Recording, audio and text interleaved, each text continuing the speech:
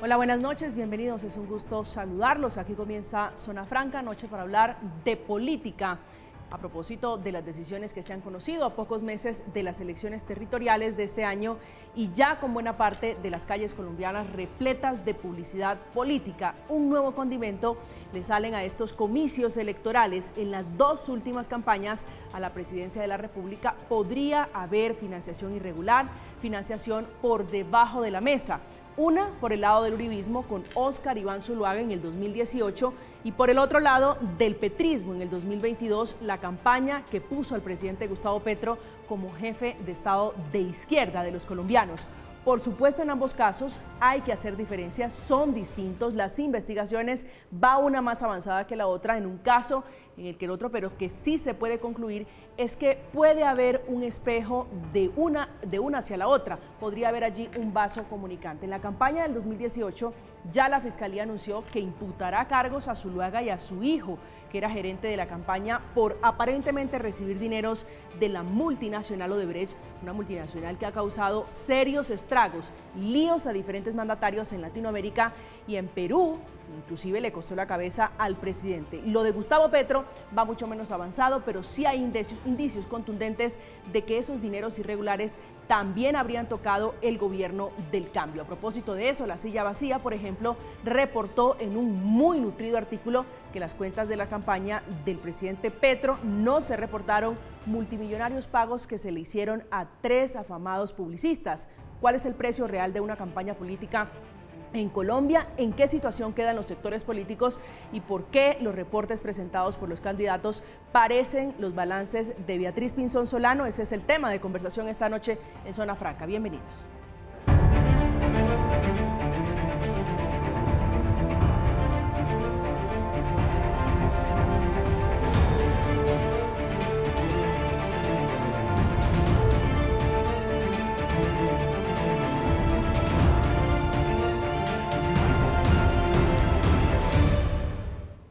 En esto se basa la imputación de cargos de la Fiscalía General de la Nación, a quien señalan de uribista le hizo el ex candidato a la presidencia del Centro Democrático en 2018, Óscar Iván Zuluaga, y su hijo, que van a ser presentados ante un juez a responder por la financiación a su campaña. La Fiscalía General de la Nación ha logrado demostrar que la empresa Odebrecht pagó $1.600.000 al señor Duda Mendoza por sus servicios como publicista a la campaña de Óscar Iván Zuluaga en el año 2014. Ese aporte no fue consignado en los libros contables y con ello se obtuvo que el Consejo Nacional Electoral pagara la reposición de votos y además archivara la investigación que cursaba en contra del doctor Zuluaga. El testigo principal es Daniel García Arizabaleta, un hombre que era profundamente uribista, un hombre que ahora está intentando llegar a un acuerdo con la Fiscalía, intentando convertirse en el testigo de esos dineros. Esta noche está con nosotros Diana Diago, es concejal por el Partido Centro Democrático. Concejal, buenas noches, un gusto saludarle. Buenas noches, Camila, buenas noches aquí para mis compañeros de panel y para todos los televidentes. Gracias por aceptar esta invitación. Alejandro Toro es representante a la Cámara por el Pacto Histórico. Representante, un placer, bienvenido. Camila, muchísimas gracias por esta invitación a mis compañeros aquí de panel y bueno, vamos aquí a hablar de campañas y de dineros. Su otro compañero de panel es el doctor Armando Novoa, ex magistrado del Consejo Nacional Electoral. Doctor Novoa, bienvenido a Zona Franca, un gusto saludarle. María Camila, buenas noches a usted, gracias por la invitación y complacido de compartir este panel con los invitados que están acompañándonos en la mesa. Gracias. Doctor Toro, ¿cuál es la lectura que tiene usted de lo que está ocurriendo alrededor de las campañas? Después de muchos años, campaña del Centro Democrático, pero también el Consejo Nacional Electoral metiéndole mano a las cuentas del Pacto Histórico.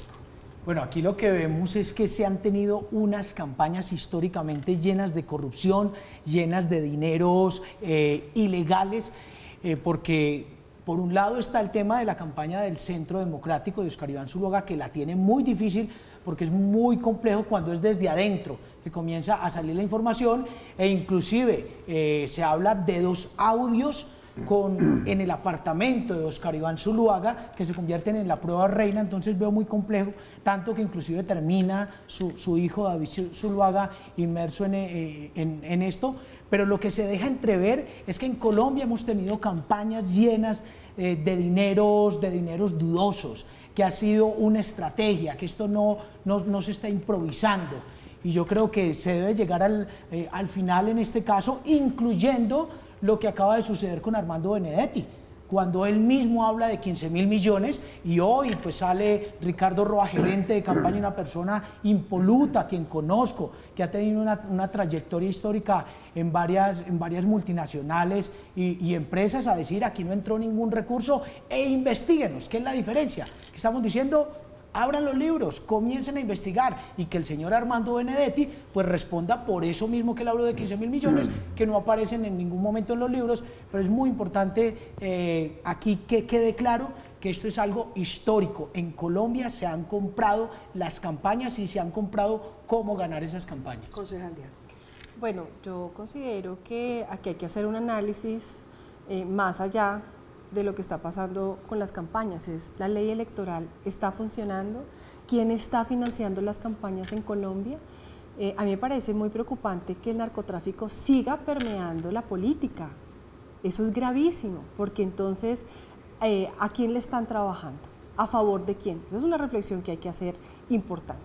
Ahora, yo hago otra reflexión respecto al caso del doctor Oscar Iván Zuluaga, y es que, primero, tiene que dar explicaciones, sin duda alguna. Y yo creo que una posición que respete la institucionalidad, pues tiene que apoyar a la Fiscalía, porque está haciendo unos avances, está haciendo unas investigaciones, y él tendrá en su momento que salir a defenderse y demostrar pues cómo fue su conducta como candidato presidencial. ¿Qué es lo que me preocupa a mí del gobierno de Gustavo Petro? Primero, que lleva 10 meses, esto es como una serie de Netflix. Vamos en la temporada 1. En 10 meses ya hemos visto los colombianos un montón de denuncias que son al interior de su propio núcleo, de su núcleo cercano. Y también que por llegar al poder se está haciendo lo que sea. Empecemos. Cuando empezó el pacto en La Picota, después viene aquí la señora Day Vázquez, la ex esposa de Nicolás Petro, donde muestra unos cheques, donde muestra unas pruebas, que las entrega a la Fiscalía. Les dice, un momento, mire, aquí el hombre Malboro también hizo presuntamente entregas de dineros turbios a la campaña de Gustavo Petro. Después, la señora Laura Sarabia, la niñera lleva a Armando Benedetti, unos audios que aparecen y les dicen, bueno, les voy a contar qué pasó con los 15.000 millones de pesos. Y si nosotros no sabemos manejar eso, entonces todos nos vamos para la cárcel. Eso es muy preocupante como país, porque es que no solamente es decir, es que nosotros vamos a mostrar las cuentas, es que la campaña acá sí hizo o no hizo, no, es qué estamos haciendo con la ley electoral, y dos, quiénes están interesados en que esas campañas tengan éxito y que lleguen al poder los presidentes. El narcoestado, el narcotráfico, eso es gravísimo, porque ese ha sido el lastre que ha tenido Colombia en la política. Entonces, yo creo que los ciudadanos también participan de esto, y los ciudadanos también son los que denuncian. Mire lo que pasó con los testigos electorales. Esto, la investigación del Consejo Nacional Electoral, empieza precisamente por eso, porque empiezan a decir las personas que participaron en el día electoral, no, un momento, es que nosotros nos pagaron 50.000, 70.000 pesos que no registró la campaña. No lo registraron, y por eso es que avanzan las investigaciones. Entonces yo creo que aquí hay un poquito de todo en este cuento del pacto histórico, y claro, Oscar Iván tendrá que dar sus explicaciones. Yo creo en la institucionalidad. Mire, claro, no, le digo una cosa, yo creo en la institucionalidad, yo creo que la Fiscalía está haciendo su tarea, ojalá también la haga con Juan Manuel Santos, porque es que esto no puede ser selectivo. Ya ha gustado, el gerente, ¿cómo es? Prieto, se me olvida el nombre, Roberto Prieto, pues ya tiene también unas sanciones de la Procuraduría. Entonces yo creo que por el bien del país esto se tiene que esclarecer, pero tenemos que hacer una reflexión profunda de lo que pasa en las campañas. Su lectura de lo que ocurre con ambas campañas. Bueno, María Camila, en realidad esto es una pesadilla para el país, porque arrastramos una situación muy compleja desde hace varios lustros, y en estos días, con ocasión de lo que se ha conocido, los audios que se han revelado sobre las conversaciones de Armando Benedetti con la jefe de gabinete del gobierno de Gustavo Petro, a muchos nos remitieron a lo que ocurrió en la financiación de la campaña presidencial en 1994 en el gobierno de Ernesto Samper. ¿Usted cree que son comparables los casos? Ya le voy a decir por qué creo que hay unos elementos estructurales en todas las campañas que no advertirlos es desconocer la realidad. En la campaña del 2014, no 2018, tuvimos el episodio de Oscar Iván Zuluaga, también de la campaña de Santos, la misma multinacional, según informes de prensa, ingresó recursos a ambas campañas casi que en unas sumas idénticas. En el año 2018, entre primera y segunda vuelta, también saltaron a la palestra unos audios de un narcotraficante de La Guajira, en donde revelaba que había ingresado o donado por debajo de la mesa cerca de $1 millón para la compra de votos en el departamento de Magdalena y La Guajira, y ahora tenemos un episodio similar. En todos los casos son dineros del narcotráfico, en todos los casos son dineros que llegan a las campañas, sobre todo entre primera y segunda vuelta. En todos los casos la autoridad electoral no tiene la capacidad en tiempos reales de controlar y sancionar esas denuncias, y en todos los casos lo que genera esa situación es una deslegitimación del sistema democrático colombiano, finalmente de los resultados de las elecciones. Entonces vamos a reiterar un lugar común. Si no actúan las autoridades en tiempo real y de manera oportuna, vamos a seguir arrastrando con esta situación no sé por cuánto tiempo. ¿Usted cree que esto es una situación calcada? Haciendo un poquito de memoria, de recorrido histórico, Samper, Santos, la campaña del Centro Democrático y ahora esto, bueno, la de Iván Duque también. Claro, entonces uno, pues obviamente eso genera indignación ciudadana entre todos, porque nadie puede, digamos, desconocer la gravedad del tema. Pero hay que preguntarse qué pasa con nuestra institucionalidad electoral, qué pasa con nuestros procesos electorales, que siempre estamos en forma recurrente volviendo a situaciones muy parecidas.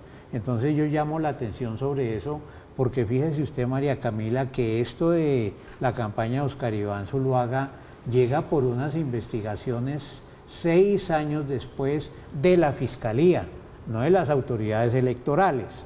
Y el fiscal que estuvo en su momento en sus manos con la capacidad de investigar, al parecer, yo creo, ocultó buena parte de esa información. Doctor Toro.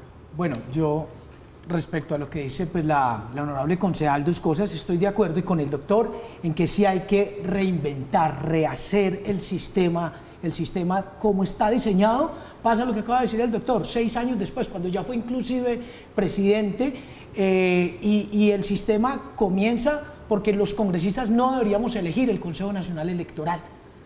¿Por qué? Porque ya hay un acuerdo, son partidos políticos quienes están eligiendo a quienes los van a vigilar a ellos mismos. Entonces yo creo que el sistema sí debe preguntársele o debemos transformarlo. Una de las propuestas que hacía el presidente y que se cayó pues en la reforma política, pero era muy interesante, era que el 100% de las campañas las pagara el Estado. Eso permite que si entran recursos por fuera, pues pueden ser mejor vigilados o de entrada ya son ilegales. Lo que no estoy de acuerdo con la honorable concejal es que es Oscar Iván Zuluaga. No, yo creo que es el partido, porque es que aquí hay un montón de nombres. Está Oscar Iván Zuluaga, está el hijo. Hubo una reunión donde fue el presidente Duque a Sao Paulo, luego estuvo aquí Alicia Arango, estuvo Fabio Valencia Cosio. O sea, aquí había el grueso del Centro Democrático sabía lo que se estaba negociando y sabía que habían entrado unos recursos. Entonces yo sí considero que debe ser el partido quien debe comenzar a responder por eso que sucedió. Resulta que las responsabilidades penales son individuales.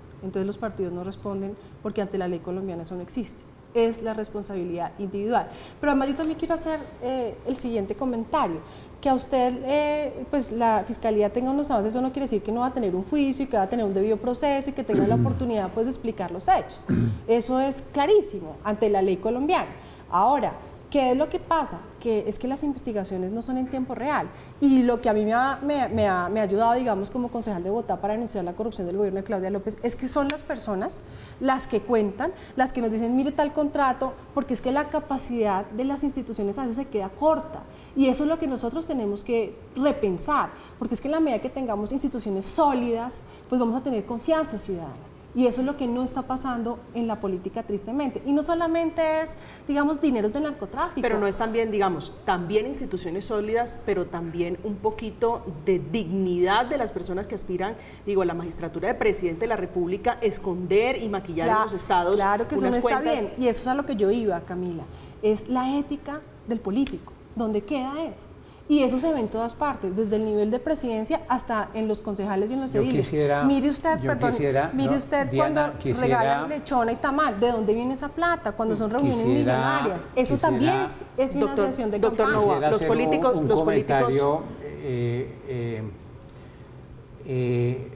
Uno de los problemas que tiene nuestro sistema electoral es precisamente que se tienden a individualizar las responsabilidades por el incumplimiento de las reglas electorales. Y eso se quiso resolver en el año 2009 y en el año 2012, estableciendo sanciones no solamente al candidato, al gerente de la campaña, al tesorero, al auditor en el caso de las campañas presidenciales, sino también a los partidos políticos. Pero el problema, doctor Novoa, usted que estuvo en el Consejo Nacional Electoral, para ponerle un poquito de cintura a la situación y de contexto, es que estamos frente a entidades que no tienen dientes o que tienen dientes y son de leche. Esa es la situación, porque aquí hemos tenido campañas de lado y lado que burlan las reglas de juego, incluso empezando a hacer campaña antes de tiempo. Es que yo creo que encuentro que aquí en medio de las diferencias de opiniones creo que hay un consenso muy fuerte, que es el siguiente: podemos tener la mejor legislación en materia de control a la financiación, ingreso de recursos a las campañas, pero si no hay unas autoridades que tengan credibilidad, que sean legítimas y que tengan las herramientas para tomar medidas en tiempos reales, no pasa nada. Medidas en tiempos reales significa que el Consejo Electoral, que las autoridades que lo deben acompañar, la Fiscalía, la unidad de investigación sobre manejo de recursos del narcotráfico en el sistema bancario, tienen que hacer actividades en tiempo real, porque es que no nos sirven las investigaciones 6 años después, porque el daño a la democracia ya está hecho. ¿Qué tan fácil es ilegitimidad de las decisiones? ¿Qué tan fácil, doctor Novoa, es recibir dinero debajo de la mesa para financiar campañas? Yo creo que es muy fácil. Es muy fácil porque la lógica que yo encontré cuando estuve en el Consejo Nacional Electoral es que con conocimiento o sin conocimiento del candidato respectivo, puede ser presidencial o un cargo de elección popular, es que sus amigos meten dinero por debajo de la mesa y las autoridades electorales no tienen manera de enterarse de eso porque no están en el territorio, porque los sistemas de inteligencia y seguimiento a la financiación de las campañas no opera de manera adecuada. Entonces, conclusión y preliminar: si no hay una institucionalidad electoral potente, fuerte, coordinada con los organismos de investigación que lo deben complementar, no pasa nada con la mejor legislación. Doctor Toro. Sí, estoy completamente de acuerdo con el doctor, y ahí pues creo que coincidimos todos, es que el sistema está viciado, es muy fácil saltarse las normas. Quienes hemos hecho campaña, y hemos hecho campaña desde abajo, sin recursos, y cuando uno sale, hablo de la campaña de un ex candidato presidencial como Federico Gutiérrez, en Antioquia era apabullante. la cantidad de vallas, de microperforados, lo que tenían en todo lugar, es que uno decía, es imposible que no hayan superado los topes con este... La campaña del pacto histórico fue, a su juicio, austera. No, en Bogotá fue increíble, periódicos. Claro, el periódico que nos salió La Plata Popman, 8 días antes, Popman, el crédito. Tarimas en Ciudad Bolívar, mire cómo fue en la costa, en Santa Marta, en Sucre, en Córdoba. En campaña, y eso lo vio todo el país. Claro, vimos en campañas unas tarimas y vimos en campaña las necesidades en los territorios. La gente llamándonos a pedirnos un apoyo de una gorra, camisetas, cualquier cosa. En los territorios tenemos una campaña absolutamente austera. Y lo digo comparado con otras campañas donde, como digo, era apabullante. Una valla, ¿qué puede valer una valla? Usted me corrige, leí tal vez un artículo del diario El Colombiano diciendo que el pacto histórico en primera vuelta estuvo a punto de pasarse el tope permitido por el Consejo Nacional Electoral. ¿Eso es una campaña austera?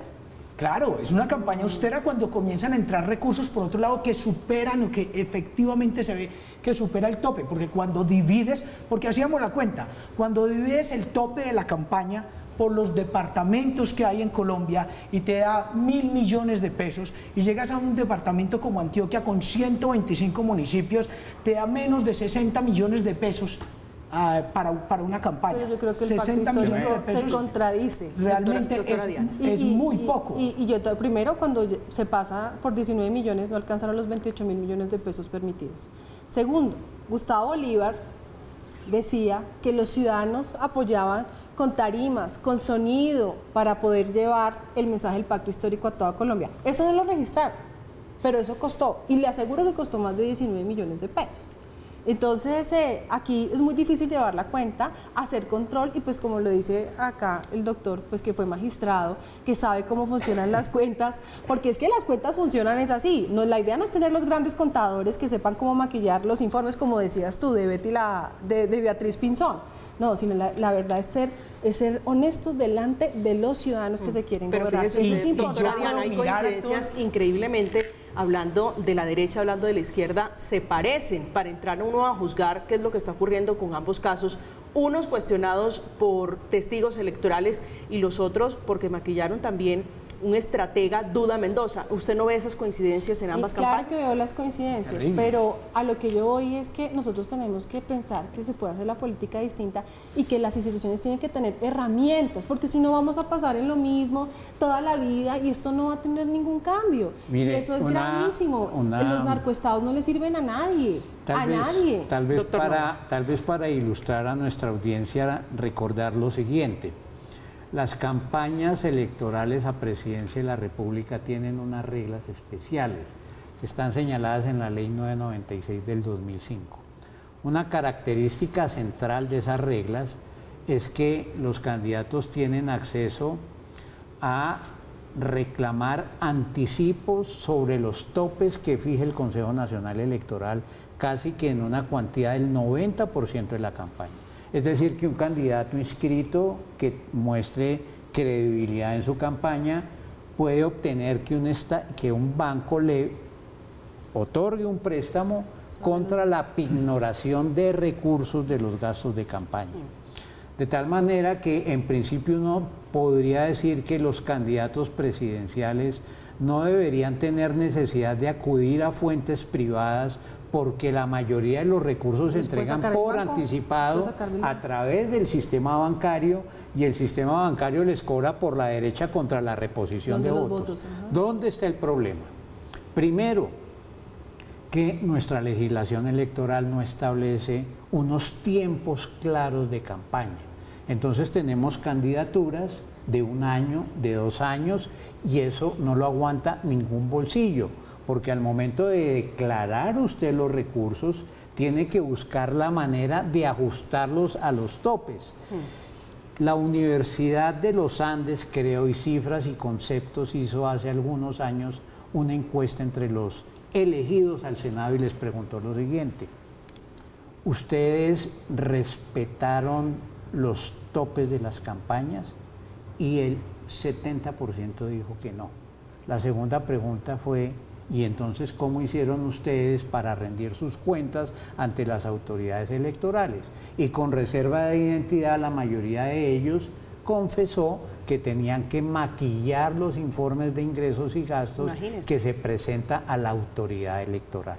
Entonces, estamos frente a un gran fraude masivo de los procesos electorales frente a las reglas electorales, que es transversal a las campañas, no es de la izquierda, la derecha o el centro. No, Aquí hay un problema estructural y es lo que estamos viendo. Doctor Toro. Bueno, es que un caso específico es con lo que pasa de Odebrecht y cómo esos dineros de grandes contratistas del gobierno al final de cuentas terminan pagando las campañas, porque sí, vamos a ver, le dieron plata a la campaña de Juan Manuel Santos y le dieron plata a la campaña de Óscar Iván Zuluaga, y en el caso de Óscar Iván Zuluaga, el señor Daniel García Arizabaleta había sido viceministro, había estado en la ANI, pasa luego de que es destituido por la Procuraduría, pasa a trabajar en Odebrecht como consultor y se convierte en ese vaso comunicante que estuvo inclusive hasta hace poco. Es que me venían diciendo un dato específico que me parece escalofriante.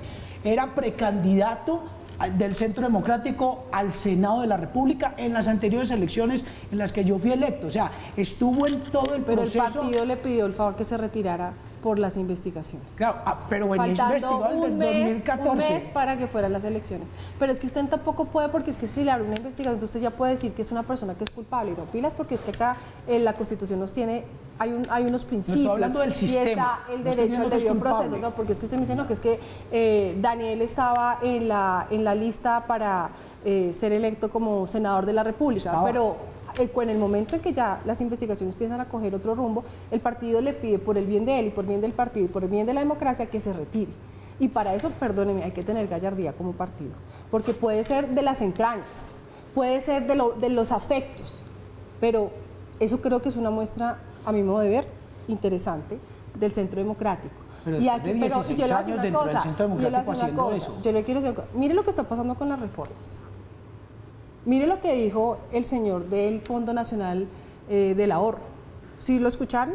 Cuando dijo, no, pues es que aquí tienen derecho a tener burocracia los congresistas, pues porque ellos se lo ganaron y toca ayudarlos. Y eso no era lo que hacían los gobiernos Santos, el gobierno todos. Entonces, ¿qué pasa? Sí, Camila, pero son declaraciones muy desafortunadas, muy desafortunadas, porque es que tristemente la financiación de las campañas, no solamente en la presidencia, ¿cuánto vale un senado en Colombia? ¿Cuánto vale un senado en la costa?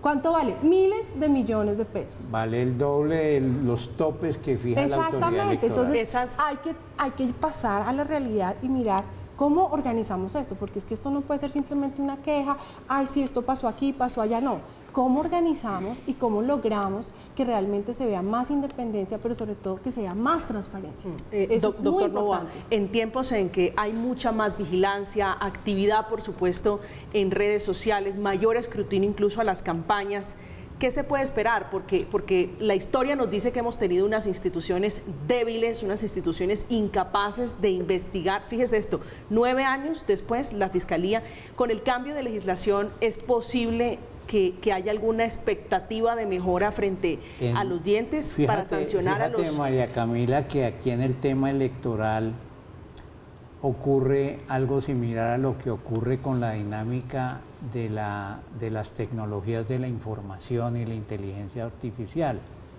La legislación va atrás de la dinámica de los hechos sociales.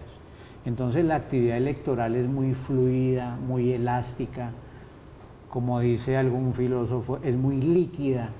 Entonces, cuando usted establece una regla, generalmente lo que ocurre es que quienes participan, no todos, hay que decirlo con claridad, de la elaboración de la regla ya están pensando cómo hacerle el salto a la regla. Hacerle trampa a la ley. Entonces, esto que preguntas es muy importante, porque ahora con las redes sociales, con el flujo de información que circula a través de estos aparatos,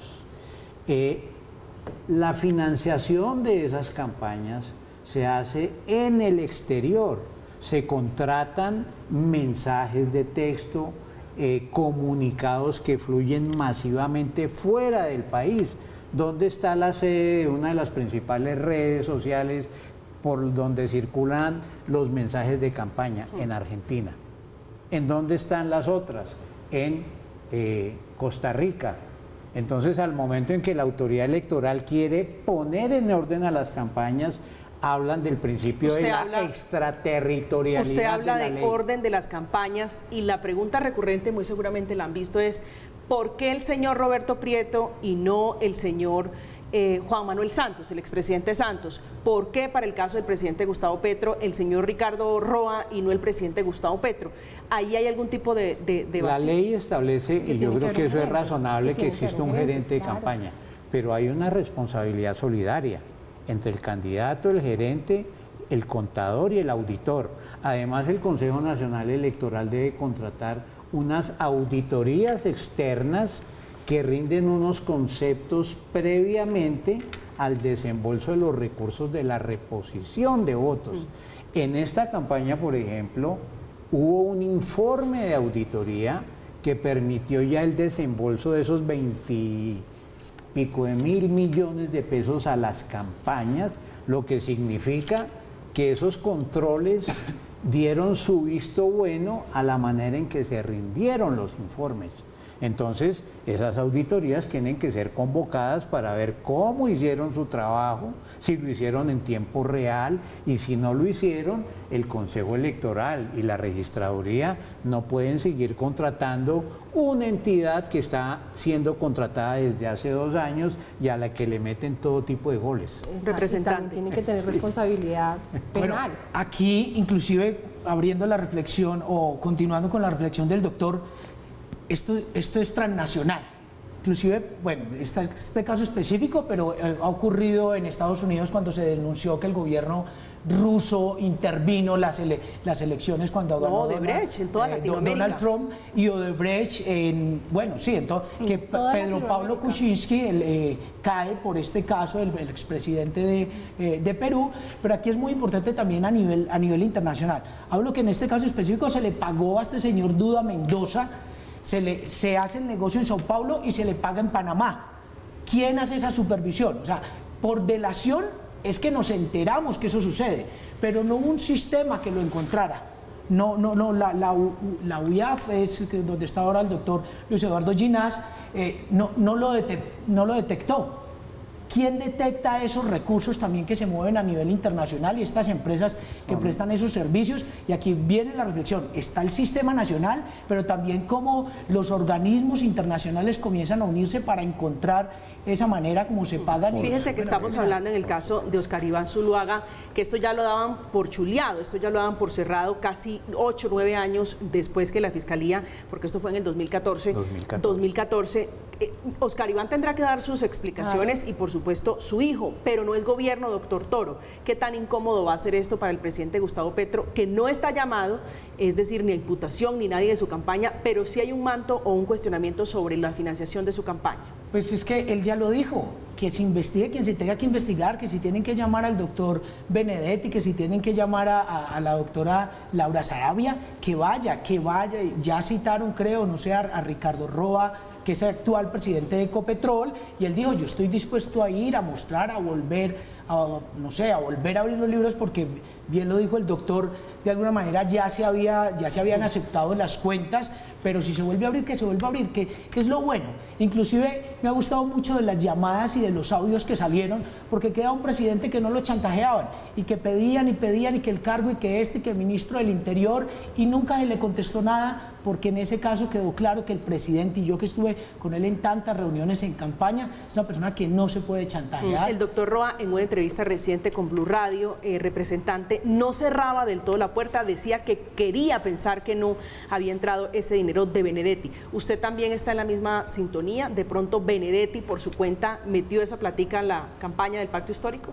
No, lo que yo le entendí al doctor Roa era que no habían ingresado recursos, o que no le había recibido ningún recurso a Armando Benedetti.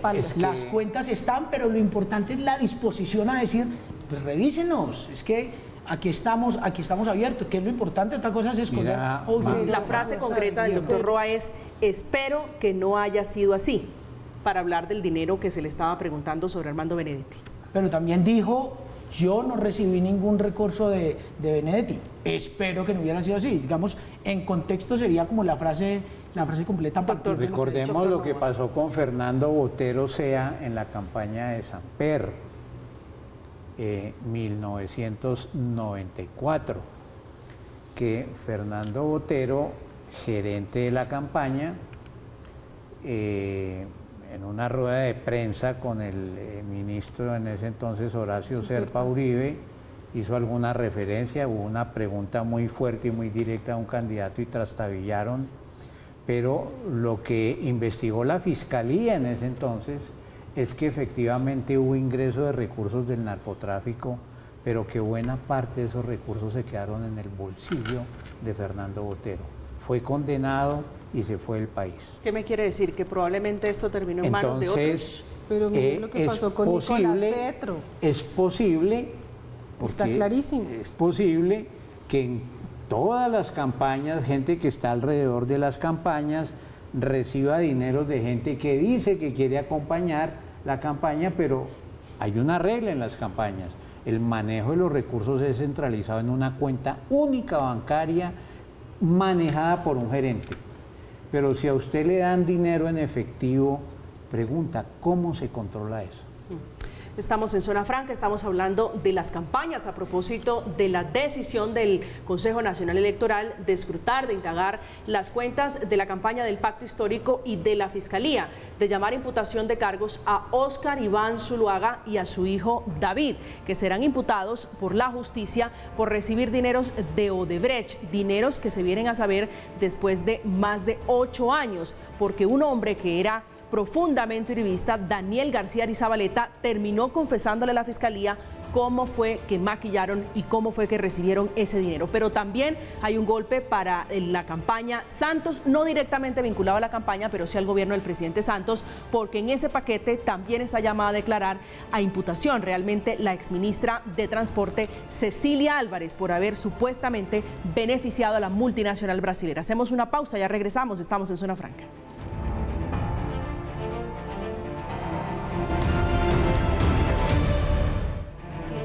Estamos de regreso, estamos en Zona Franca hablando de dineros irregulares, que es la denuncia que al parecer no se reportaron en las campañas. En la campaña, por ejemplo, del hoy presidente Gustavo Petro, hay testigos, algunos de ellos lo recogen La Silla Vacía, reportando el movimiento de dinero que debió moverse o que vio mover en esa campaña presidencial. Desde allá, desde Bogotá, se esté negando el hecho de que hubo una estructura de testigos muy fuerte, muy robusta, en la cual hubo pago para nosotros, y que se niegue y que diga que apenas fue, como decía esta mañana el nuevo presidente del Congreso, Alexander López, que diga que pues apenas fueron unas cuantas sin CAR y nada más. No, porque no fue cierto. Aquí en Boyacá hubo una estructura grande. Hay que señalar que la campaña que más testigos electorales manejó fue el Pacto Histórico. Representante Toro, ya escuchaba usted a uno de los simpatizantes del Pacto Histórico, desvirtuando un poquito tal vez la tesis de que es que aquí esta campaña fue austera. Bueno, en ese caso, dos líneas. Una, el tema de las investigaciones es absolutamente claro, todo el camino, la Fiscalía, CNE, quien tenga que investigar, estamos absolutamente abiertos a que se hagan las investigaciones. Y en el caso de los testigos electorales, que yo estuve muy cercano porque estuve en todo el tema de la campaña, tuvimos muchísimos testigos electorales. ¿Cuánto le pagaban a un testigo electoral? No, yo nunca supe que se le pagara a un testigo electoral. ¿Trabajaron gratis? Que se le dieran recursos a un testigo electoral y que se le pagaran. Hasta donde yo sé, los testigos electorales trabajaron gratis con convicción. Pero no es ilegal, doctor Toro, pagarle a un testigo electoral. ¿Cómo? No es ilegal pagarle a un testigo electoral. Bueno, pero es eso está permitido. Pero es que eso, si es legal o ilegal, pues eso es primero está la norma. Y segundo, es el gerente quien determina a quién pagarle o a quién no pagarle. Y como les digo, ahí están los números. Pero quiero hacer relevancia en algo de lo que nos trajo tener tantos testigos electorales por primera vez los movimientos alternativos de la izquierda. Fue recuperar 4 curules al Senado y 3 curules a la Cámara de Representantes, porque tuvimos esos testigos, esos ojos y esos oídos en todo el país. Y como digo, los números están ahí en los libros. y debe responder pues el gerente, el auditor, el contador en la campaña. Entonces yo creo que no hay nada que ocultar. Estamos muy cómoda la posición del pacto histórico. Pero estamos diciendo que tuvimos testigos electorales, que tuvimos muchos testigos electorales en el país, en Antioquia, yo que estuve acompañando. Guardianes del cambio, que fue como le llamaron, concejal. Abran los libros y con eso ya creen que se lavaron las manos y se acabó la responsabilidad. No. Aquí el pacto histórico se metió con los peores. Eso sí lo tenemos claro los colombianos. Benedetti, Royce. Y ese es el resultado de hacer todo por ganar. Entonces no se midieron las consecuencias y obviamente en segunda vuelta, que es cuando se empieza a apretar los recursos, que las cifras son muy... Benedetti y Roy que estuvieron también con el uribismo. Sí, pero resulta que es que ahorita en el pacto histórico ustedes decían que iban a hacer el cambio, que la política iba a ser distinta. Y además que Petro siempre ha querido ser el faro moral de este país. Y yo creo que hoy el mensaje que le deberían a los colombianos de decencia y de transparencia es sacar a su gerente de campaña del manejo de Ecopetrol, una de las empresas más importantes del Estado. ¿Por qué? Porque ya aquí hay una sombra. Y lo que decía aquí el doctor, y es que cuando se lastima la democracia en ese sentido, pues los gobiernos pasan también a sentirse ilegítimos, y lo estamos viendo con las reformas. Aquí el Congreso que está diciendo, no, espere un momentico, a ver que esto se calme un poquito y va a ver si seguimos con la discusión de las reformas, no lo hagamos todavía, pasemos al segundo semestre. Todo eso, ¿por qué? Porque vienen las elecciones regionales. Hacia allá quiero ir, concejal. Y eso va a tener sí o sí efectos. Y eso se siente en la calle. ¿Qué efectos se van a ver? Cuando yo voy a la calle, hablo con los ciudadanos, porque uno, digamos que de nuestras formas de hacer política es ir a la calle y hablar con la gente. Y la gente dice, oiga, qué decepción. Este era el cambio que nos prometieron. Qué decepción que siempre se metieron igual con los mismos para llegar al poder, sin importar. Como decía este señor Guanumen, Guanumen era, ¿no? Guanumen, Sebastián Guanumen. Hay que pasar la línea ética y la han pasado. Y ahora, 1000 testigos electorales, discúlpeme, eso no valen 100 pesos. 1000 testigos electorales es una infraestructura muy grande de sostener. Y lo peor es que el Consejo Nacional Electoral lo está preguntando, ¿dónde están? Eso no se esconden aquí bajo de la mesa. Representante Toro. Pero aquí estamos hablando de que representamos el cambio y somos el cambio y estamos trabajando unas reformas absolutamente estructurales, y lo que acaba de pasar con Benedetti, pues el presidente dice si tiene que salir, sale, y él mismo le pide la renuncia, le pide a Laura Sarabia que se retire mientras avanzan las investigaciones. Hoy Ricardo Roa está haciendo un gran trabajo en Ecopetrol y lo ha demostrado históricamente, pero hoy a Ricardo Roa no lo llaman a imputación por falsedad en documento privado, por fraude procesal, por enriquecimiento ilícito. Eso sí ya está avanzado. ¿Por qué hay que esperar hasta que llegue hasta estas instancias? Un comentario. Creo que hay que empezar a cambiar esto. Doctor Novoa, un comentario para volver al tema de los testigos. Recordemos que el Código Electoral establece en principio que la labor del testigo es una labor voluntaria, casi que honorífica.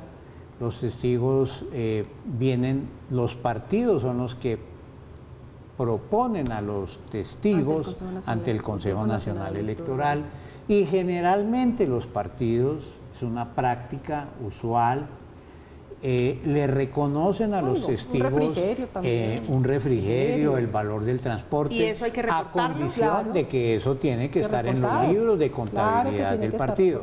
Pero no es atípico encontrar que los partidos le den un apoyo a los testigos que tienen que estar de las 8 de la mañana hasta las 6 de la tarde, y después seguir con el tema del preconteo. Pero también son escrutinios. Quiero llevarlo, ya se me está acabando el tiempo, doctor Novoa, al tema de las elecciones, porque esto quiero preguntarle si va a irradiar hacia allá, si usted ve que lo que está ocurriendo con el pacto histórico, pero también con el Centro Democrático ahora señalado de haberle recibido dinero a Odebrecht, va a tener incidencia en lo que vaya a resultar en las elecciones de octubre.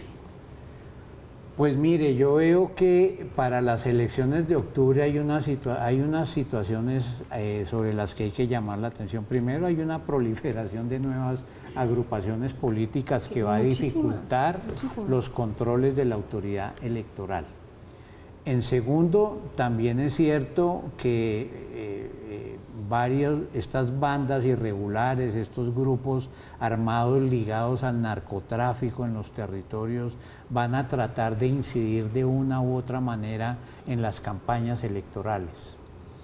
Tercero, el Estado tiene unos mecanismos para intervenir frente a esa situación, tiene que hacer unas comisiones de seguimiento, de garantías electorales, tiene que haber un alto nivel de coordinación institucional, pero es una labor muy compleja la que hay. Y si las autoridades electorales, la Fiscalía, los cuerpos de seguridad no actúan oportunamente, vamos a tener decenas de episodios en pequeña escala como los que estamos examinando hoy a nivel nacional. Bueno, una muestra de que sí pueden es Aida Merlano. Usted me corrige, tal vez es una de las sentencias más altas por corrupción al sufragante, la primera, creo. Sí, y de ese nivel, ¿no? Porque es 5 millones de dólares. Sí, es decir, sí se puede cuando hay determinación de las instituciones. Estamos en Zona Franca, estamos hablando de campañas políticas, de financiación. A propósito de eso, la silla vacía, que ha sido muy juiciosa, escrutando los recursos de la campaña Petro, dice que serían los 3 gurú que trabajaron, estos que van a ver en pantalla, los que trabajaron en la campaña del presidente Petro y que no fueron reportados en la campaña. Hacemos una pausa, ya regresamos.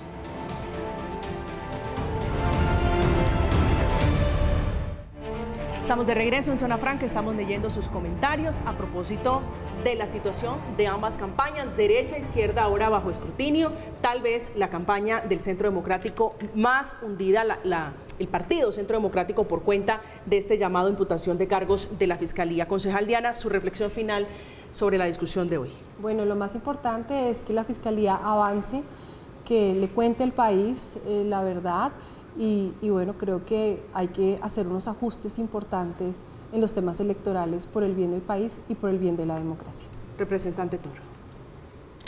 Bueno, dos asuntos. Primero, es que esto ha sido sistemático, histórico y está construido el sistema en Colombia para que esto siga sucediendo. Se cae la reforma política, estamos en la discusión del Consejo Nacional Electoral, o sea que yo no creo que vayan a haber muchos cambios para estas próximas elecciones y queda en la opinión de la gente votar por el cambio como lo hizo en las elecciones anteriores. ¿Qué tan golpeado cree que sale el cambio, como usted dice que es el pacto histórico para octubre?